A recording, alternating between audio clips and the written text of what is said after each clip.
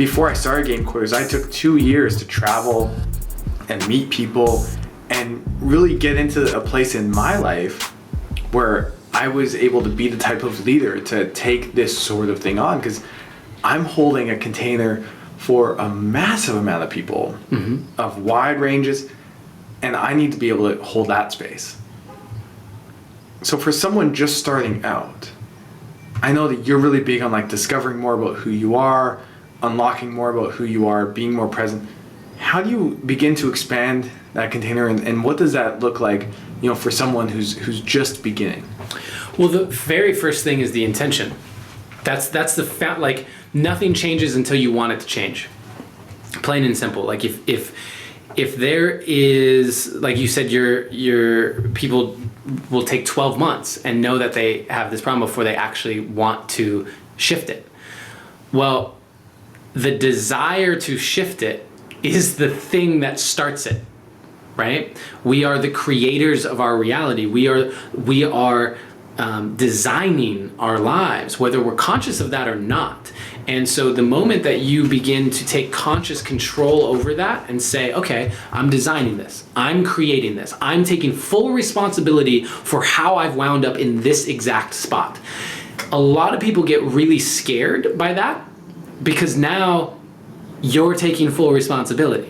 That's a scary thing to say, wow, I have been fired from my job, my relationship's failing, no one wants to talk to me, I've dropped out of school, like whatever it is. And that's not what I imagined for my life. It's easier a lot of times on the ego to be like, well, this is the reason why, and this is the reason why, and it's outside of me that this happened. And we sit in this victim consciousness because it helps in the moment when we're thinking about and doing the woe is me thing, we can feel better about it. But it's such a disservice in the long run, because really what's happening when you take full ownership over where you are and that it's because of you that you're there, what you've really done is, for the very first time in your life, potentially, you now have the power to shift it. Because if you're saying it's outside of your control that you wound up there, then you're also saying it's outside of your control that you're going to get out of that situation. And so saying, okay, fully responsible, I own it, I'm here, great, fantastic. You are now in the position to shift it. And do you want to? A lot of times with addiction, especially, everyone else wants you to shift and you don't want to shift. And it has to come internally because you're creating the situation. So do you want to shift it? If the answer is yes, you're already on your way. You've taken that first step. And the next thing, in my experience, is I always look at the areas in my life that I want to shift, whatever that might be, and I ask the question, well, how has it served me up until now? So video games specifically, great. I've gotten myself into this situation that I feel is pretty shitty by playing video games to the point where it's a detriment. How have video games served me? Like, it's not like you started playing video games knowing that you were going to wind up here. You got to that point, and you may even know that it's negative, but still do it because it's somehow serving. And so when you can have an understanding of how that's serving, when I can understand, whoa, I'm doing a lot of heroin. The reason I quit smoking heroin was because I had to go to a work meeting, and I rolled in basically out of this heroin daze, and I kept sunglasses on inside and people just thought I was hungover, and I felt terrible, and more importantly, I felt my bones hurt. Like, when you get a flu and you feel all achy, like that's what my bones felt like. And I was like, what is going on? And then I realized I'm having withdrawal symptoms, and I never touched it again.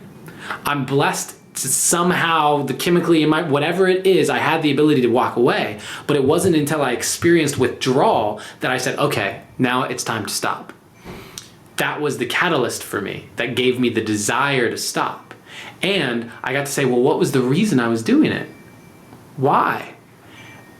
can I find that fulfillment somewhere else? Can I shift it? Video games, does it make you feel like you have a community? Is that why, like, you don't want to give up video games, because if you give up video games, you'll feel like you have no friends? Awesome. Acknowledge that. Take ownership of that and start to look at the places in your life where you do have friends. Or if you really don't have any friends, start to put the energy that you're putting in towards video games into making new friends. That's really easy to make new friends. I know it seems hard, and a lot of people are like, I don't know how to do that. What do you love to do? Besides video games, like, what do you love to do? If you don't know what that is, explore it. But then find the stuff you love to do that it's serving you in a more healthy way, and you're going to meet people who also love to do that. There you go. You now have a growing community. Right. Yeah, I mean, even for us, like, our relationship will continue to develop because we share surfing. As soon as you moved here, first I was stoked because it was like another friend or a couple friends living in San Diego. But then a big shift in my life was taking initiative and not just saying, okay, I want all these friends, but like, how can I take initiative to actually go out there and set that up? You posted something on Instagram where it was like around the lines of pay attention to people's efforts in you, because it kind of speaks to how much they actually want to have a relationship. Mm-hmm. And for me, it was like, I think it's really easy to be passive and wait for everyone else to invite you to do things.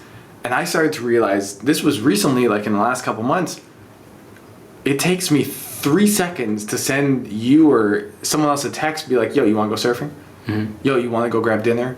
Call a restaurant, make a reservation. That shit takes me 3 seconds. And then I get to hang out with people and we develop relationships.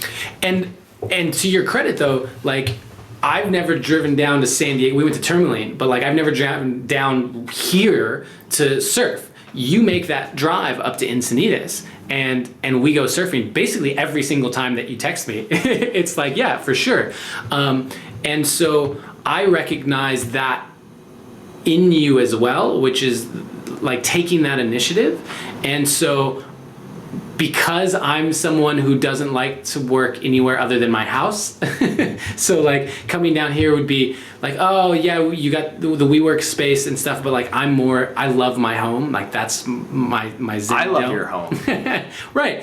And so the ability to be like, okay, I'm going to rearrange my schedule to go surf with Cam because I also see the effort he's putting in, right? Like it's reciprocal, even if it doesn't necessarily look that same way. And that's a great example though of energy out. It's energy out. And your question was around, well, how do we expand the container? And the honest answer is energy out. Energy out. Like, what are you putting it towards? If you're doing the same thing over and over, like video games or surfing or whatever, like if it becomes a negative and that's still where you're putting your energy, you're not expanding. You're not. I make it a point to try and go outside my comfort zone all the time. I go to events that aren't necessarily my thing because I want to be surrounded by people who don't. I did a spoken word piece about being white during all those racial police shootings and how I felt like I didn't have a voice, and like it's Black Lives Matter, yes, but can I talk about that? And I did this whole spoken word piece. And what did I do?